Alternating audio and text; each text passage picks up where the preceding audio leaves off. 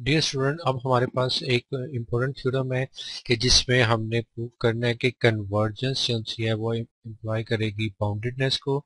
कि convergence imply करेगी boundedness को, कि हर कन्वर्जेंट सीक्वेंस ही बाउंडेड होता है। Boundedness it's converse is not true, conversely ये ट्रू नहीं है। तो देखिए जी, हम इसको स्टार्ट करते हैं थ्योरम को। फॉर एग्जांपल से यहाँ पर आपके पास मैट्रिक्स स्पेस है, ठीक है जी, और उसमें एक कन्वर्जेंट सीक्वेंस है। तो कन्वर्जेंट सीक्वेंस की क्या हमने डेफिनेशन पढ़ी थी कि after some while traveling through the sequence there exists a point say n naught, के beyond that point all the terms of the sequence will lie in this open sphere. ये open sphere से आप कहते हैं जिसका centre x है और वो पॉइंट ऑफ कन्वर्जेंस भी x है, और ये एप्सिलॉन डिस्टेंस के एक जो सा है ओपन स्फीयर में all terms of the sequence beyond that point after that point सारी सीक्वेंस की टर्म्स इस ओपन स्फीयर में लाई करती है। तो ये हम इसको स्टडी करेंगे और यहाँ पर आप देखेंगे आपको डिफरेंस भी पता चल जाएगा बाउंडेड सीक्वेंस का और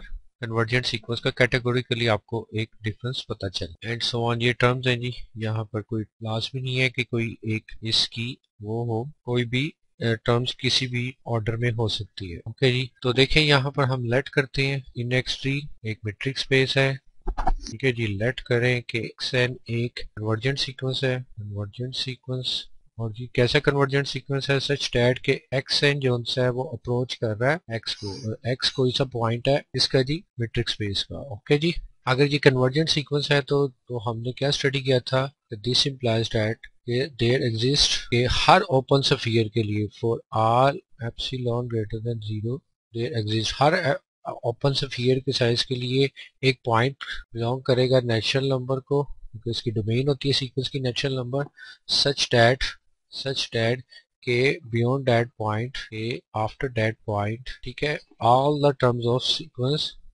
all the terms of the sequence, ठीक है जी, all the terms of the sequence will lie within this open sphere. यही इस सारी बात का मतलब है जी।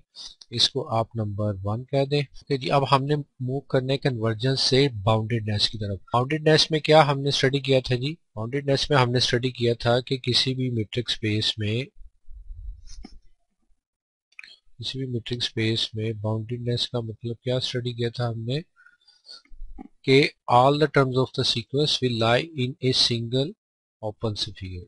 ठीक है जी, ये हर टर्म सीक्वेंस की किसी भी साइज के एक ओपन स्फीयर में लाई करेगी। ये हमने स्टडी किया था। एम क्या है, वो साइज है ओपन स्फीयर का, या आप कह दें कि हर दो टर्म्स के बीच जो डिस्टेंस होगा वो फाइनाइट होगा, चाहे वो एम जितना मर्जी बड़ा हो, लेकिन फाइनाइट हो तो distance between any two terms of the sequence वो फाइनाइट होगा। ठीक है जी, और एक बहुत बड़ा फाइनाइट नंबर एग्जिस्ट करेगा जिसके लिए हर दो पॉइंट्स का डिस्टेंस मैट्रिक्स स्पेस में वो उस नंबर से लेस होगा। ये हमने स्टडी किया था जी। अब इसको यहाँ पर हम फर्दर इससे हम आगे मूव करते हैं।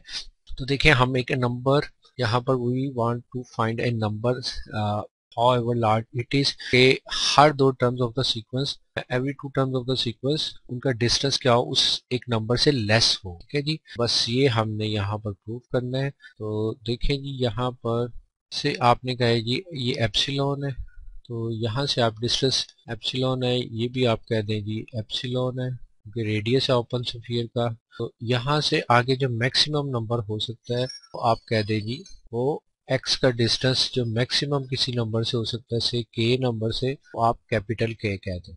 ठीक है जी, ये k नंबर आप कह दें। तो इट मीन्स कि यहाँ पर आप जो नंबर होंगे, कोई भी मैक्सिमम डिस्टेंस जो एक टर्म का दूसरी टर्म से, x का हर टर्म से जो हो सकता है डिस्टेंस, उसमें से जो भी मैक्सिमम डिस्टेंस है उसको आप k कह दें। तो एप्सिलॉन तो है ही k से लेस, तो यहाँ से अब आप कह सकते हैं कि क्या है जी, तो लेट कर लें जी k क्या है, मैक्सिमम डिस्टेंस है इसका जी, इसका भी डिस्टेंस है।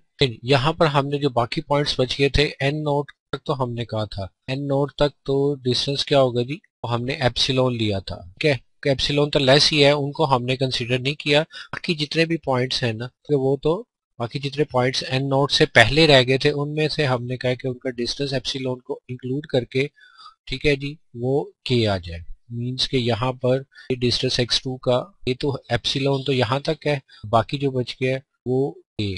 इसी तरह यहाँ से x टी का क्या है, यहाँ तक तो एप्सिलॉन है, उसके बाद बाकी जो बच गया उसको मिलाकर हम कहते हैं वो के। मीन्स के जो भी इनमें मैक्सिमम होगा वो के होगा। मीन्स के एप्सिलॉन के बाद जो डिस्टेंस आ गया है उसको इंक्लूड करके जो भी मैक्सिमम डिस्टेंस आता है उसको हम के कहते हैं। तो इट मीन्स के एक ऐसा नंबर होगा, के साइज का जब हम ओपन सफियर ड्रॉ करेंगे, के साइज का जब हम ओपन सफियर ड्रॉ करेंगे तो सीक्वेंस की तमाम टर्म्स इस ओपन सफियर में आ जाएंगी। अब के साइज के ओपन सफियर में तमाम सीक्वेंस की टर्म्स इंक्लूड हो जाएंगी। तो यही हमने, जब तमाम सीक्वेंस की टर्म्स इसमें इंक्लूड हो जाएंगी तो इट मीन्स के distance between any two terms of the sequence within this open metric space वो लेस देन एक के नंबर के हो जाएंगे। तो के लेस हो गया, के जो भी है एक फाइनाइट नंबर है, इट मीन्स के ये बाउंडेड सीक्वेंस हो जाएगा। तो यही चीज यहाँ पे हमने डिस्कस करनी थी।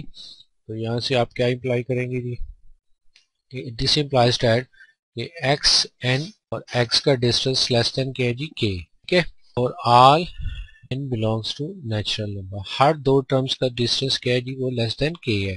तो इट मीन्स के all the terms of the sequence देख सकते हैं will lie in this open sphere of size के, रेडियस के। तो आप देख सकते हैं कि इस के में वो लाई करता है, इसमें लाई करते हैं। तो इट मीन्स के हर दो टर्म्स के इन बिटवीन डिस्टेंस क्या है जी, less than K. For all M N belongs to, okay जी। तो इट मीन्स के यहाँ से आप कह सकते हैं कि ये गिवन सीक्वेंस कौन सा है, इज बाउंडेड, ठीक है जी। यही हमने प्रूव करना था। तो फर्स्ट कंडीशन हमारी प्रूव हो गई। अब कन्वर्सली हम देखते हैं कि क्या बाउंडेड। तो आपने देख लिया कि कन्वर्जेंट सीक्वेंस क्या होता है, इसमें after some point all the terms of the sequence will lie in a on open sphere. ये ओपन स्फीयर हमने ये लिया था, क्या जी, एप्सिलॉन साइज का था। इन बाउंड्री सीक्वेंस में क्या होता है, all terms of the sequence will lie in a single open sphere. तो ये इसका डिफरेंस था जी। तो कन्वर्सली अब हम इसको देखते हैं, कन्वर्सली कि आया ये कंडीशन होल्ड करती है कि नहीं। कन्वर्सली के लिए हमने एक देखा था जी इन जी यूजुअल मेट्रिक स्पेस बहुत हमने कहा था एलिमेंट्री स्पेस है। इसमें हमने एक सीक्वेंस डिस्कस किया है -1 raise to power N, N G is a bounded sequence. ये बाउंडेड सीक्वेंस था, ये हमने स्टडी किया था जी। बाउंडेड सीक्वेंस तो है था जी, ये बाउंडेड सीक्वेंस मीन ये 1 ये -1। तो हर दो टर्म सीक्वेंस की lie on strip of on the line of x is equal y is equal to 1 and y is equal to -1। Sequence की हर दो टर्म्स अल्टरनेटिवली दो लाइंस के ऊपर लाई करेंगी। तो इट मींस के distance between two terms of the sequence will be less than और equal to 2। ये हमने देखा था जी कि here all terms of the sequence will lie between 1 and -1। all terms of the sequence will lie between these two numbers। this implies that कि यहाँ पर दो distinct पॉइंट्स हमें नजर आ रहे हैं। ए एन अप्रोच करेगा 1 को। अब जी इफ इज इवन इवन है 1 को अप्रोच करेगा, एन ओड है वो -1 को अप्रोच करेगा। तो इट मीन्स के ये कन्वर्जेंट नहीं है क्योंकि इसकी लिमिट यूनिक नहीं है, ठीक है जी। That is limit the sequence not unique. This implies that A N X N N not convergent. यही हमने प्रूव करना था कि बाउंडेड सीक्वेंस तो है लेकिन वो कन्वर्जेंट नहीं है क्योंकि इनकी लिमिट यूनिक नहीं है।